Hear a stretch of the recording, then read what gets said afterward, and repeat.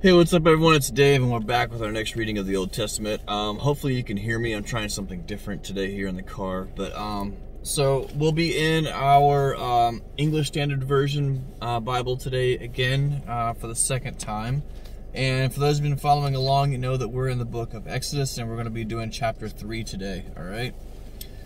Chapter 3 is the story of the burning bush. And that is the only topic that we'll cover today, for a total of 22 verses, all right?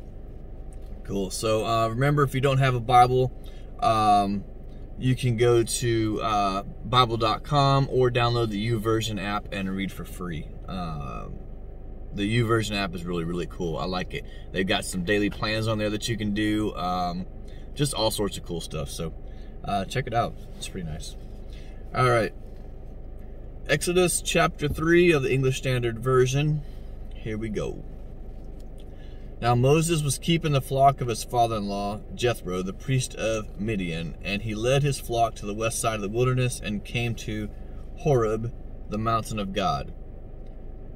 And the angel of the Lord appeared to him in a flame of fire out of the midst of a bush. He looked, and behold, the bush was burning, yet it was not consumed.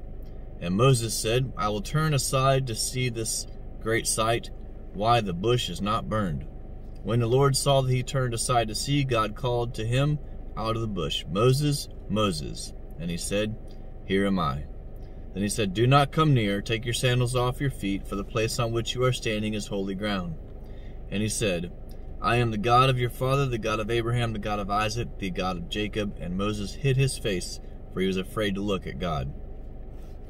Then the Lord said, I have surely seen the affliction of my people who are in Egypt, and have heard their cry because of their taskmasters.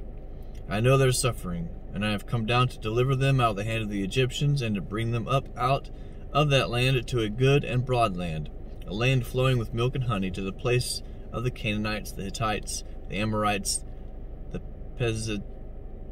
Perizzites, the Hivites, and the Jebusites.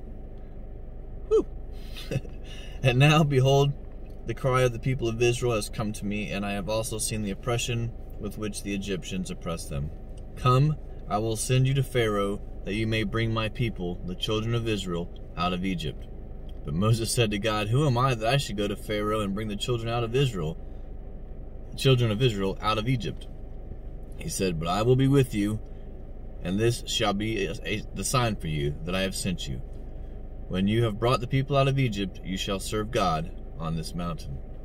Then Moses said to God, If I come to the people of Israel and say to them, The God of your fathers has sent me to you, and they ask me, What is his name? What shall I say to them? God says to Moses, I am who I am. And he said, Say this to the people of Israel, I am has sent me to you. God also said to Moses, Say this to the people of Israel, The Lord, the God of your fathers, the God of Abraham, the God of Isaac, and the God of Jacob, has sent me to you. This is my name forever, and thus I am to be remembered throughout all generations. Go and gather the elders of Israel together and say to them, The Lord, the God of your fathers, the God of Abraham, of Isaac, and of Jacob, has appeared to me, saying, I have observed you and what has been done to you in Egypt, and I promise that I will bring you up out of the affliction of Egypt to the land of the Canaanites, the Hittites, the Amorites, and the Perizzites, the Hivites, and the Jebusites, a land flowing with milk and honey. And they will listen to your voice, and the elders of Israel shall go to the king of Egypt and say to him, The Lord, the God of the Hebrews, has met with us, and now please let us go a 3 days' journey into the wilderness, that we may sacrifice to the Lord our God.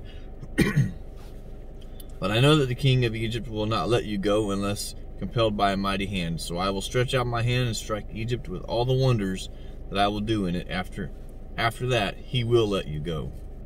And I will give this people favor in the sight of the Egyptians. And when you go, you shall not go empty, but each woman shall ask of her neighbor, and any woman who lives in her house, for silver and gold, jewelry, and for clothing. You shall put them on your sons and on your daughters, so you shall plunder the Egyptians. All right, that concludes Exodus chapter 3. I hope you all enjoyed it. It rained last night, which is great. My my grass needs it, or my lack of grass for that matter.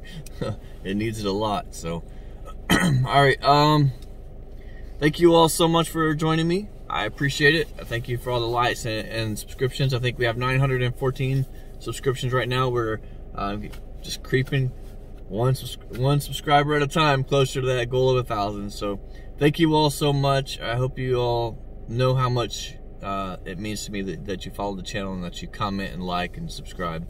It does mean a lot to me. Thank you. All right, from Central Texas, I hope you guys have a great Tuesday. God bless. When life keeps falling and wonder where he is in all this mess, he's right there to guide you, unseen, you're not